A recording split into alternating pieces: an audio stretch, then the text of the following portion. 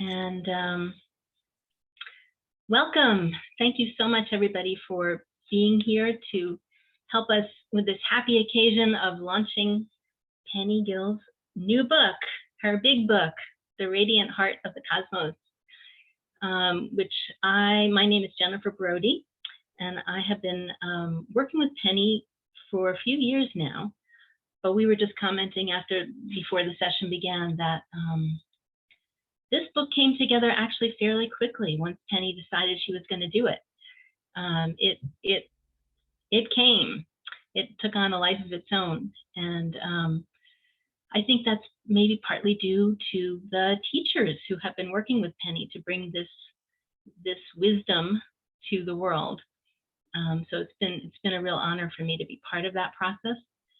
And I wanted to just sort of remember how I got involved with Penny, which was through a friend of mine, Diane, who handed me the first book, What in the World is Going On, and said, you have to read this. So I read it, and then I read it again, and then I read it again. And after about a year of rereading it, I said, I have to reach out to this mysterious Penny Gill. Who is this person? So I emailed Penny, and from then we started working together. And it was interesting. I really think that Manjushri made that connection because Penny had been getting the message that she should put more personal stuff into her writing, into her next book. And that's my specialty, is working with authors on memoir and sort of coaxing the personal story out.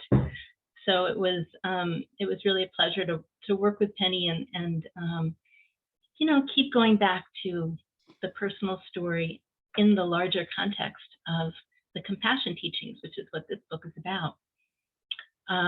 So, Penny, I don't know how many of you have already read the book, but you'll find in the book that there is the story of a little bit about Penny's childhood, a little bit about her educational journey all the way to the PhD at Yale, and then 30 years in the mines of academe as professor and dean at Mount Holyoke College.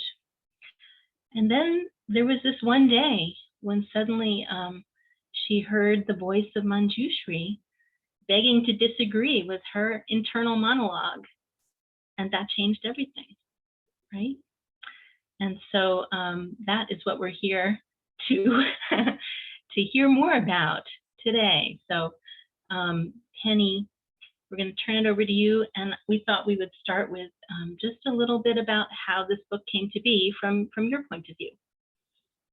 Well, thanks, Jennifer. I should tell everybody else that Jennifer was my doula, and she insisted on getting me to do more memoir, and I didn't want to do that. And you'll be able to read some of that story. It was an epic battle, truly.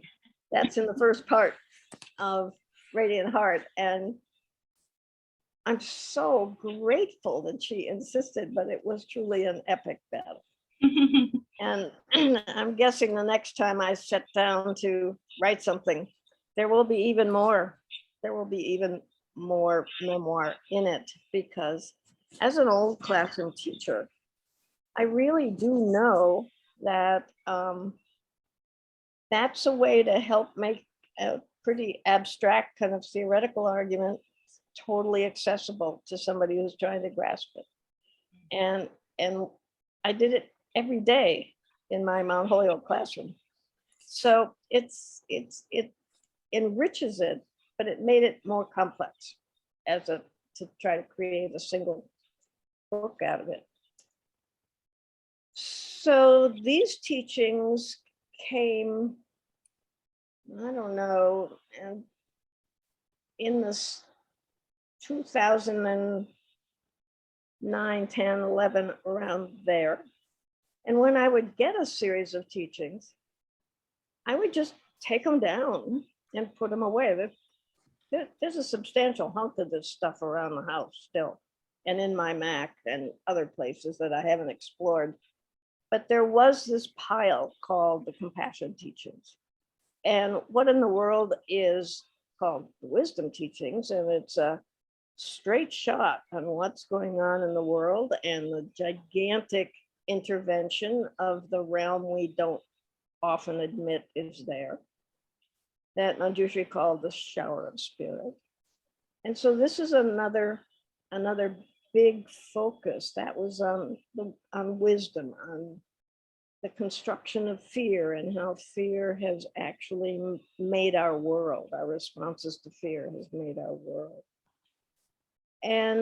But to save our world, or to save our lives, wisdom is important and compassion is essential. And the modernity, the modern world, has so silenced and shut down what I tend to call the divine feminine or the sacred feminine or something like that, but that profound, creative, life nourishing energy of the universe. And it seemed really important. The teachers were asking me to do something with this bundle of teachings. And it seemed really important, given what was happening in the world in the last 5 years, that I zero in on that. I put a couple of other projects aside, which I thought could easily wait. So that's how we got started. And so I had a core of teachings from both Manjushri and Kuan Yin about compassion, and then kind of used that as a centerpiece and worked around it and worked around it. I'm going to tell you more about the arc of the argument of the whole book as we go along this afternoon. But that's how we got going. And talk about the perfect COVID project. Sitting in my little house and, right 20 feet from Lake Superior and the world's most beautiful island, Madeline Island. And really very solitary, a very solitary life.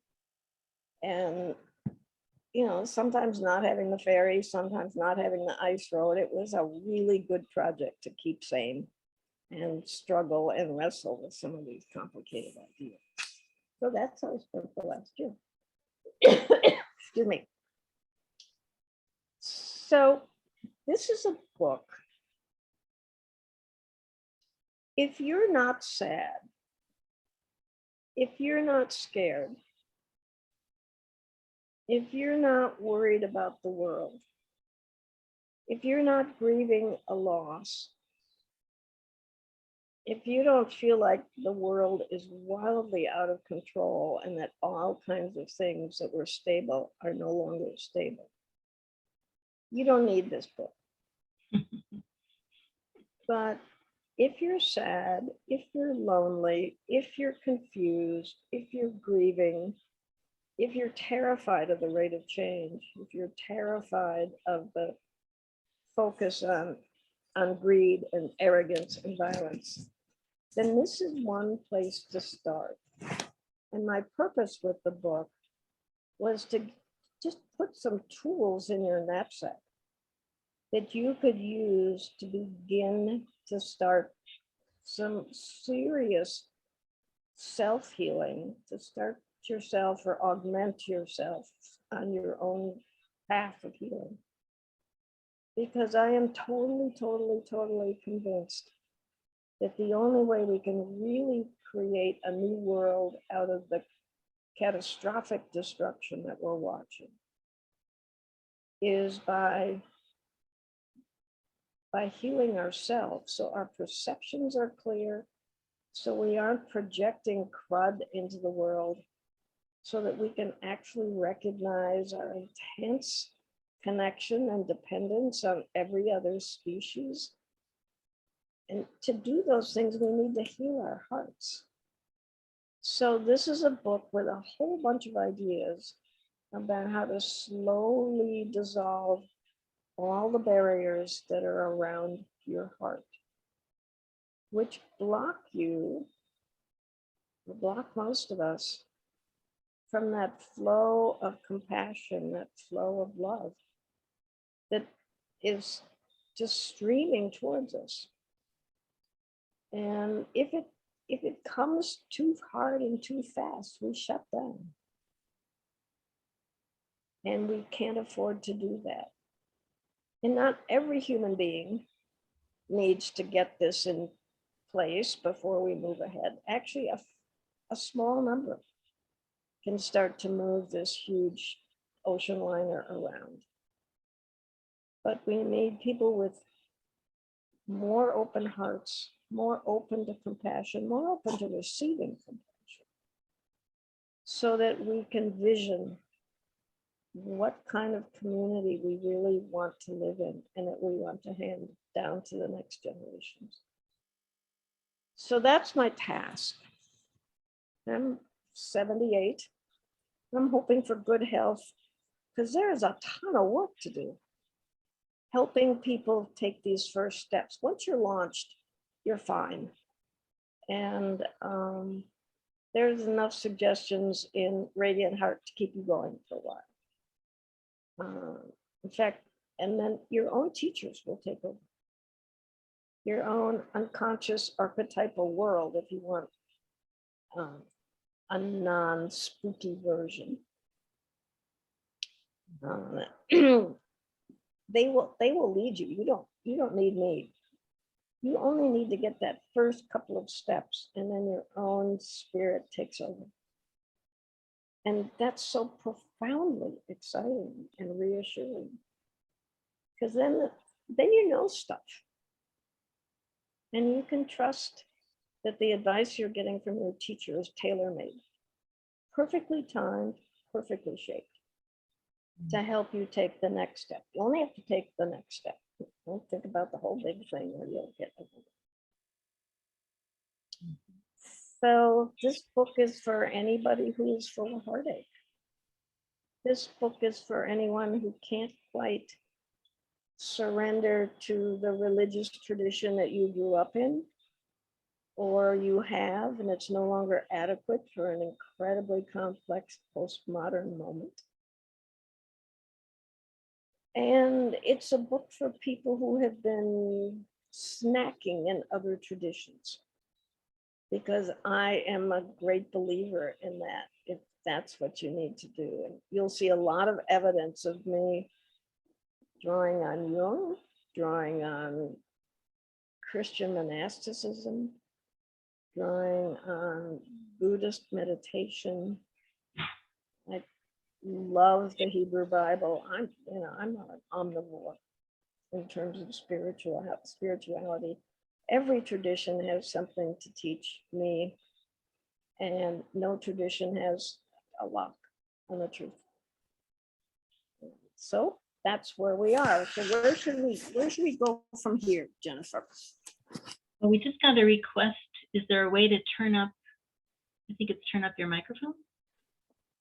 Turn up your volume. I don't know. I can plug in my ears and see if that helps. Yeah, that might help.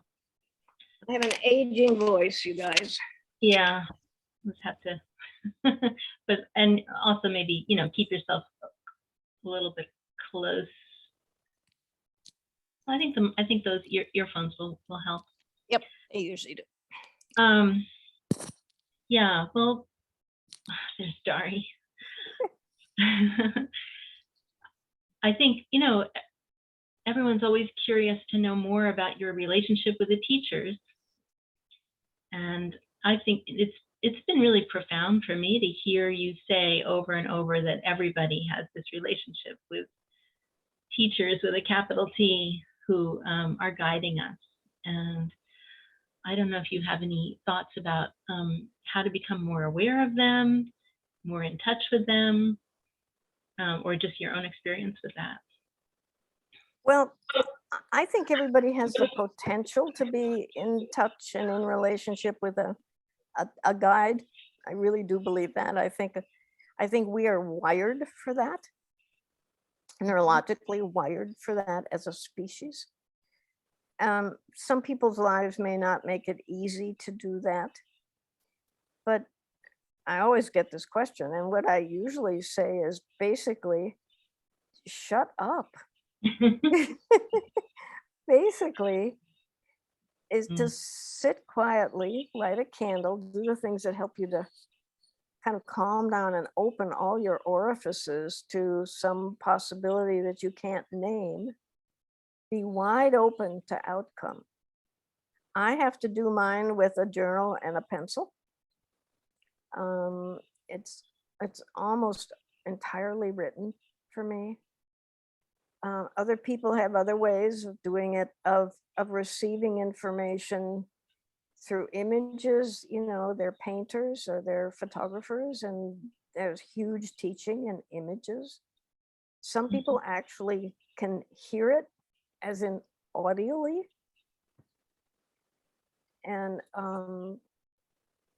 I think if your heart and mind are open and you can put all your preconceptions aside, far aside,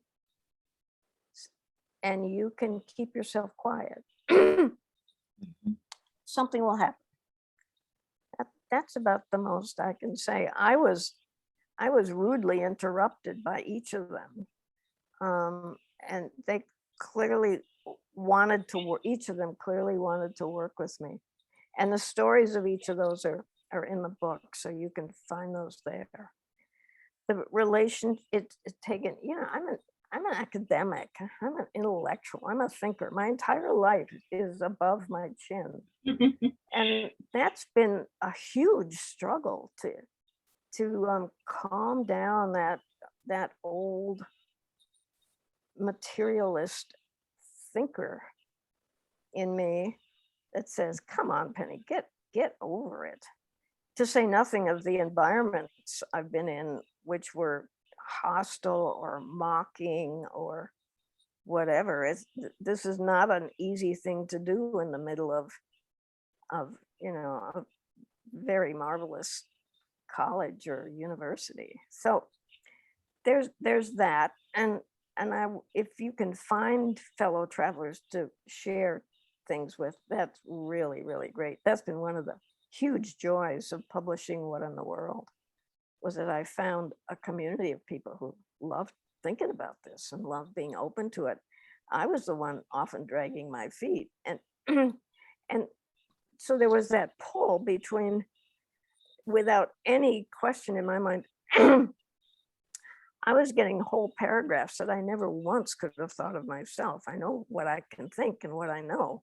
And I was just getting page after page after page after stuff of, forgive me, but holy shit, this stuff is amazing. I could not think this. So Mhm. that was the positive argument. And the negative argument was, so how do I persuade anybody that there is this gigantic reality that's much bigger and much more powerful than what we think of as everyday conventional reality? So I've moved quite a bit, and I still have that kind of sandpapery relationship with this business. So those are the teachers. None of this would have happened. I'm sure none of this would have happened without the teachers providing these gigantically creative and complex views of reality and the scope of human history.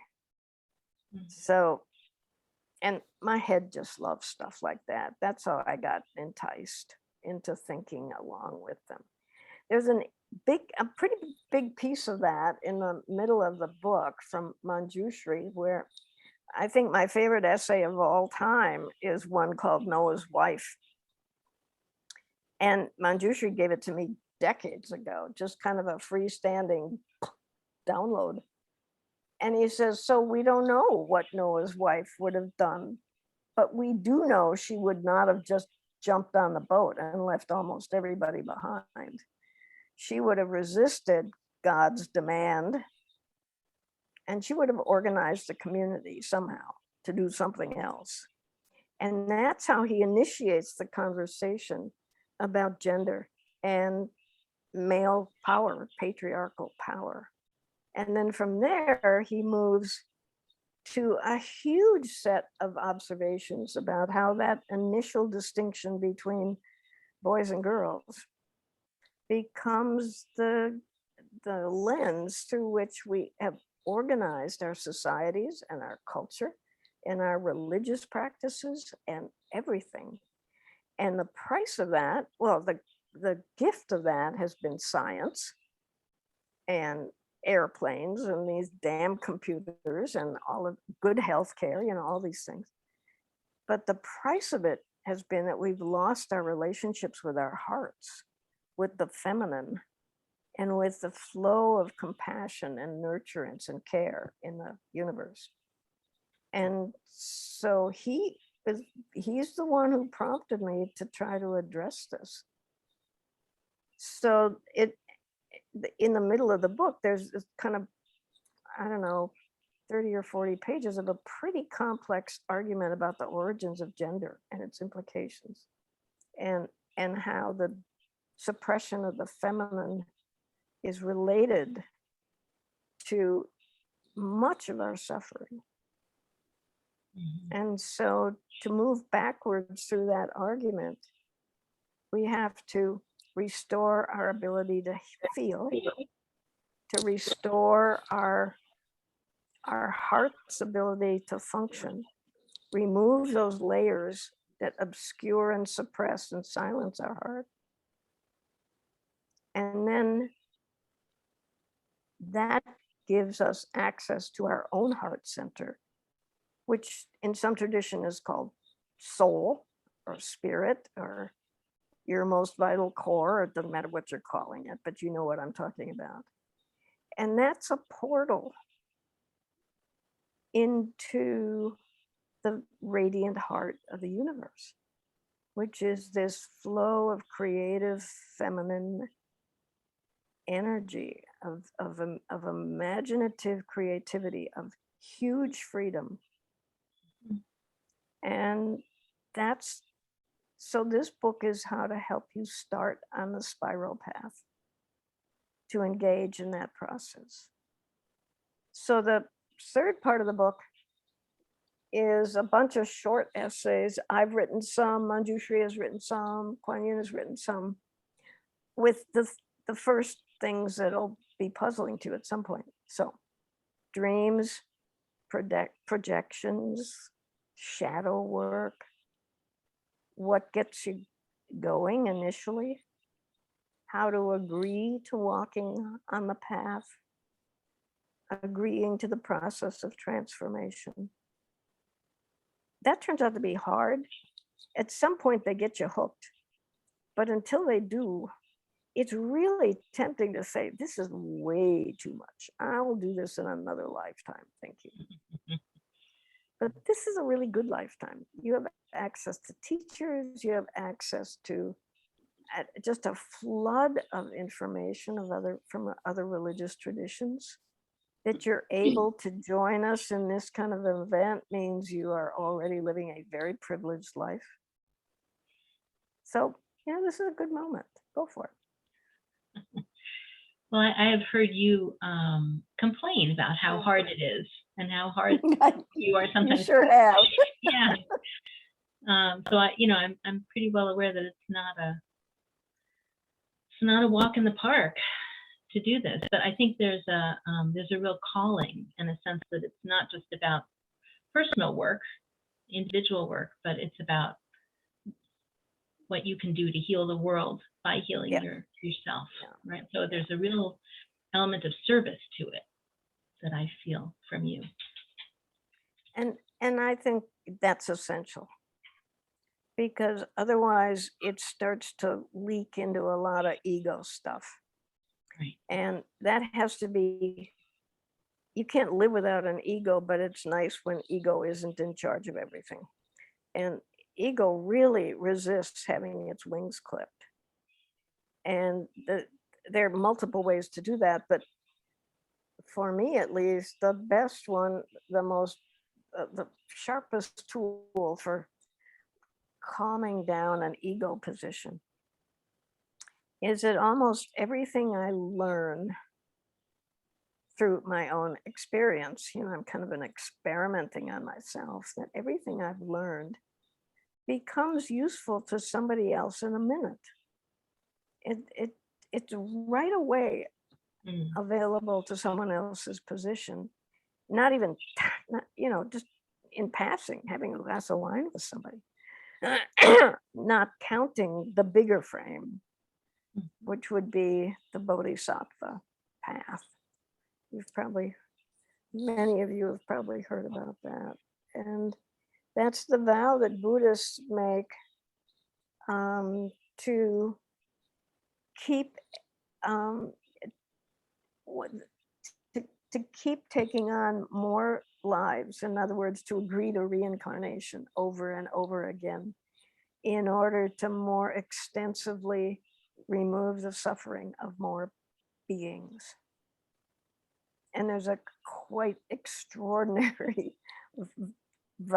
prayer that the Dalai Lama and most of the Himalayan South Asian Buddhists say every day. He does, about promising to do this, quote unquote, as long as space endures.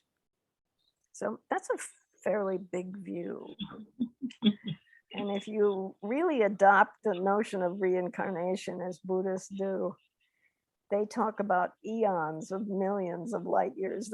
They've got a very wide view of time and space.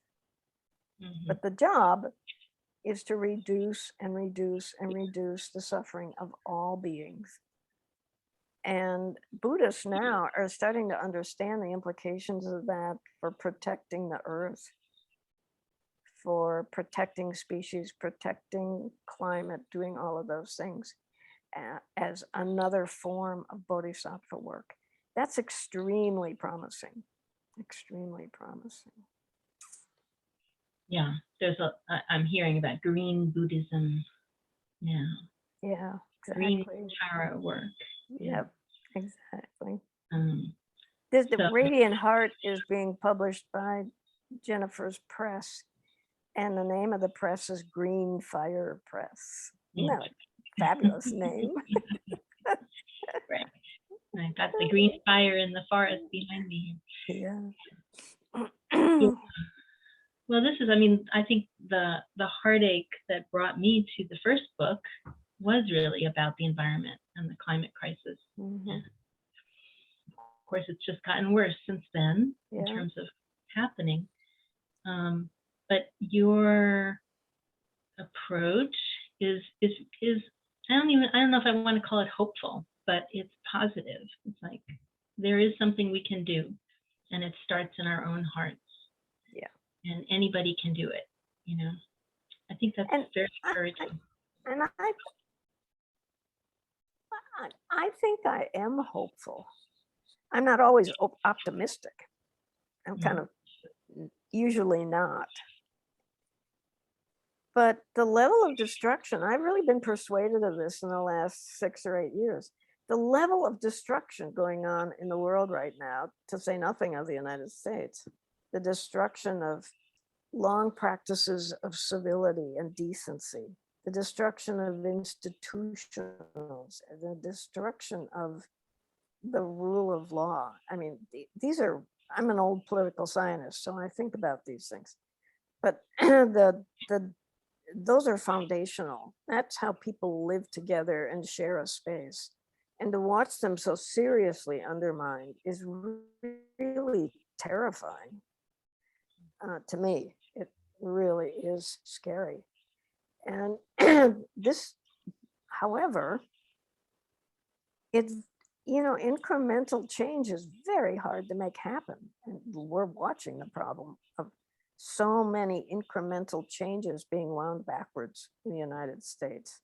So we need a more scathing vision, a sharper vision about what we really want. And I'm guessing that begins on the grassroots level, that we do this in our community and our neighborhood. And because of how that changes relationships with people, and that's what has to happen. So that, to me, that's why I'm totally persuaded that if we can heal our hearts, if we can lessen our own load of suffering, and we know that automatically ripples out into our immediate environment and then continues. I think that's pretty hopeful, Jennifer.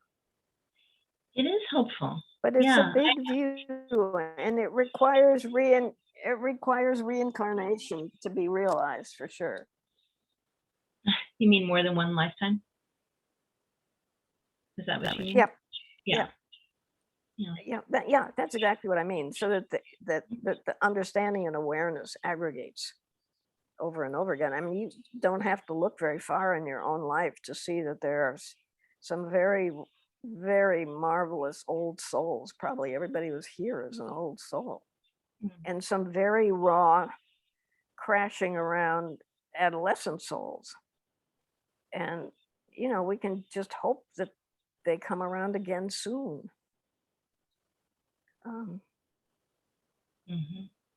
Yeah. I mean, the idea of reincarnation changes the relationship or the way we think about death a bit. And death is one of those big fears that mhm, Fushri says we have to relax about, mhm. right? So I think that may be one of the important things that we are needing to do now, is sort of come to terms with death. Yeah. Well, the materialist ideology that we're all soaked in has absolutely not one single sentence that's useful about death and dying. Not one. Can you say So more about that? it's easy to do better than that. you know and it's not a surprise that materialist worldview doesn't bring out our best selves, because the best self doesn't get any airtime, doesn't get to shape things the way it always has in traditional society. Hmm. Hmm. So bringing a spiritual understanding that is not weighed down necessarily by religious tradition. Well, just maybe more creative, more open-ended, more I mean, there are parts, you think of all the big major religious traditions in the world, the big 5 or 6. Each one of those has dramatically creative, innovative, reformist wings. Just need to listen more to them and not the old,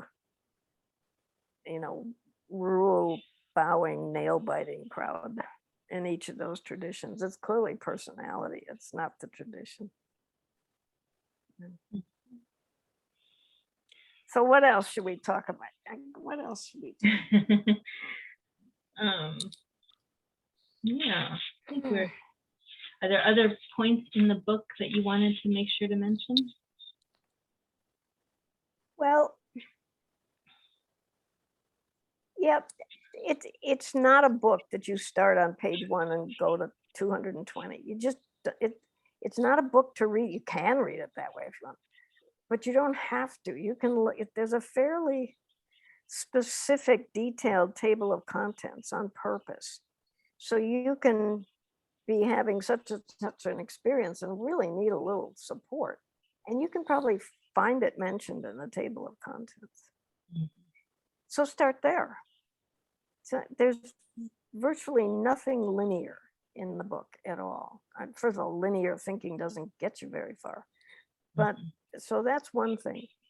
And there's a strong appreciation of metaphor and image. And that's just how I think. But I think it really, really helps you to claim your own path, its own meaning, its own significance, so that you can begin to hear and see what the shape of your path is. I've never met two people whose paths are the same. Never. And it's a magnificent reminder of the particularity and uniqueness of each human being, even though at a deeper level, at a psychological level, certainly, and certainly at the level of soul, we are intimately connected. And I love that complexity, that it's slightly dissonant between, well, this is just my own weird collection of things because of the family I grew up in and where I did third grade, and all that stuff that's particular. And yet I can meet somebody that who has a completely different set of particularities and we connect like that. That tells me that there's a lot more going on in a human being than meets the eye. And one of the things that I've so appreciated about discovering my own path has been the juice of it, the juiciness, the surprises, the fun, the adventure, the moments of I'll be damned, look at this, look at what just happened, the synchronicities. I was having a thought this morning and I was rushing. I've got clipboards all over the house, and I was looking for something, and there was something I'd forgotten I'd written in February. And it was exactly what I needed to understand the dream I had last night. Now, go figure how that happens. I don't know how that happens. But there are thousands of pages of paper around the house. And I was sent to the 3 pages I needed and hadn't remembered to even look for. That's what I mean. Those kinds of things start to happen. And it's so entertaining. There's so much energy in the process. And it's deeply healing. Each little piece of crud that you're able to pull up out of your shadow and start to dissolve comes with a fistful of energy that has been spent keeping it out of view. So you get bigger and bigger. You claim more and more freedom. Other people's opinions become less and less interesting. And you're much more able to speak your own voice without being aggressive and combative and irritating. It's just that this is your truth, and because it's your truth, somebody else can have another truth. Well, that's interesting. Now we have 2 truths. That's not the end of the world. That's the beginning of community.